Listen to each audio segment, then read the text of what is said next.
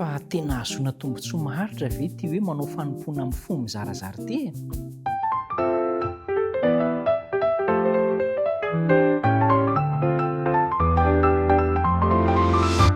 Isaorako Andriamanitra dia misaotra anao ihany koa miaraka tsika handinika hevitra avy amin'ny soratra masina avy amin'Andriamanitra dia miara-banao am-pifaliana hatrany hatrany.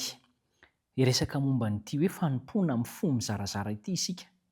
Raha eo amin'ny lafin'ny fiarahana andavanandro ao anatina fiarahamonina mantsy dia misy ny hoe sady tia ny havatsy ny tia ny havatsy, manompo ny havatsy manompo ny arỳ, na ao amin'ny tontolo ara-pôlitika na ao amin'ny tontolo arak'asa, dia misy an'ireo ilay hoe mpila ranondranony sy ny mpisolelaka sy ny fahafantarantsika an'ireny rehetrarehetra ireny, dia ao anatin'izay ilay hoe mizarazara ilay fo.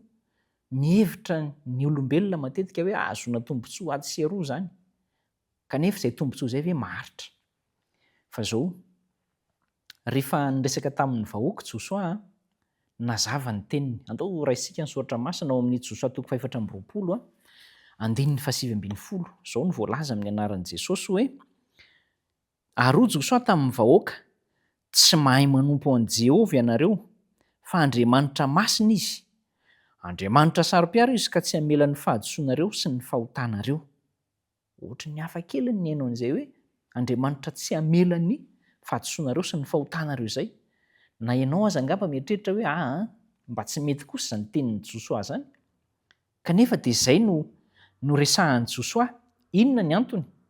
Voalaza eo aorianao mantsy fa manompo amin'ny fo mizarazara ny zanak'Israely. Izay ny antony tsy hamelan'i Jehovah ny fahotany sy tsy hamindran'ny Jehovah fo aminy.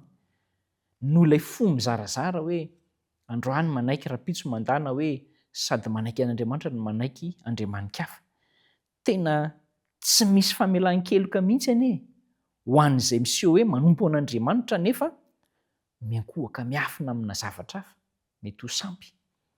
Na mety tsy hoe sampy mivaingana hita maso avy hatrany fa miankohaka amin'ny vola, miankohaka amin'ny rendrarendram-piainana, miankohaka amin'ny fafinaretana, miankohaka amina zavatra ankoatra an'Andriamanitra.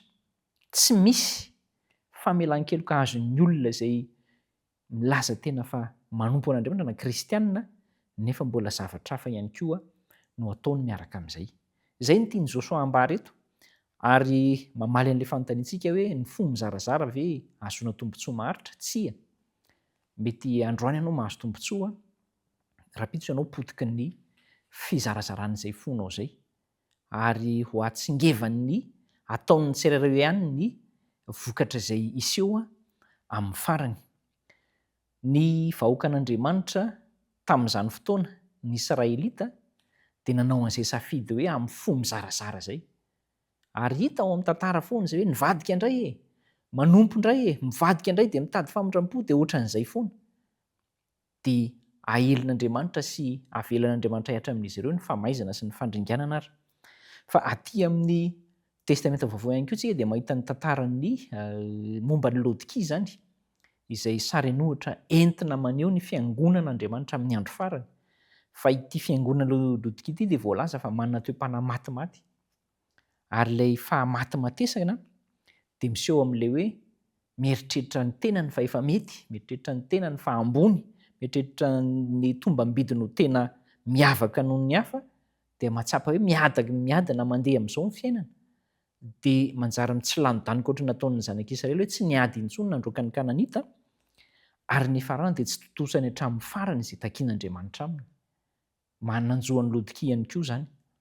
Ary entina mananatra antsika satria sitrak'Andriamanitra isika raha mitohy mandrakariva ao amin'ny fanompoana azy hatramin'ny farany, hatramin'ny fanesorana an'ireo faka Kananita ao amintsika, izay raha tsy tafaly ao ireo dia ho aringan'i Jehovah, esorin'i Jehovah ny faharatsiana, dia mety ho ringana miaraka amin'izay koa isika. Izay ny mahakasika ny fo mizarazaran'ny Laodikiana. Fa izaho sy ianao ankehitriny ao anatin'izay hoe fiangonana vanim-potoana farany ankehitriny, dia isika isam-batan'olona indray kosa manahoana? Fa ny olona tsirairay dia mitambatra ho fiangonan'Andriamanitra amin'ny andro farany. Ny hevitra ny Laodikiana fa izy ny tena manan-karena sy tena ampy ny zavatra rehetra sy tena mahira-tsaina, manana fananana be, manana fahendrena be kanefa ny mifanohitra amin'izay rehetra no nyresahan'Andriamanitra fa toetrany dia tsy inona tsy akory izay fa ilay hoe ianao io ory, ianao io mahantra, ianao io malahelo sy jamba ary ny loza dia hoe mitanjaka, miboridana. Izany ilay izy.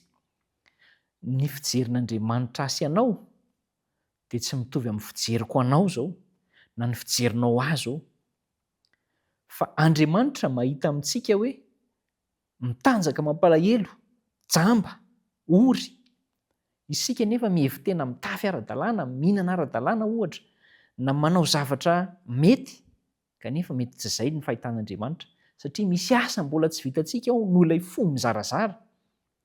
Mbola variana manao zavatra tsy araka ny sitrapon'Andriamanitra ihany. Andao ialana izany. Tsy miteraka vokatra maharitra ny fo mizarazara, ny fanompoana mizarazara n'Andriamanitra sy mamona na Andriamanitra sy ny zavatra hafa. Izany hoe Andriamanitra sy Satana raha toa ka tsorina. Matetika ny tsy mahatsapa hoe zaka iny tena tratran'izany. Fa mbola handeha hanompo ny asako indray rehefa avy eo, hanompo ny ankonako indray rehefa avy eo amin'ilay fanompoana hoe tena tsy mirarahan'Andriamanitra, hanompo ny filako indray rehefa avy eo, hanompo ny rehaka izao fiainana izao sy ny rendraindra tsy maintsy mba manana izany indray rehefa avy eo, tady vola indray rehefa avy eo, na hoe tena mangataka fitahiana amin'ny zavatra hafa mihitsy rehefa avy eo fa ilay an'Andriamanitra atao voalohany fotsiny ihany fa atao saritsarina. Manimba antsika izany. Andriamanitra ny hampahery antsika mba tsy hanao fanompoana mizarazara satria tsy maharitra ny tombontsoa vokatra izany fa vetivety ihany. Entintsika ambavaka izany mba tsy ho simba isika.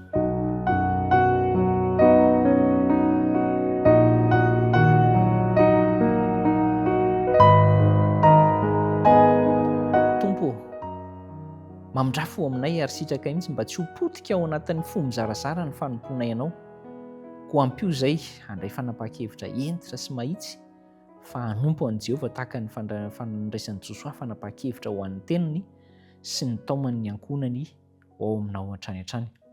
Ampahirezo ity namako ity, ampahirezo zahay, andeha araka ny sitraponao amin'ny anaran'i Jesosy. Amen.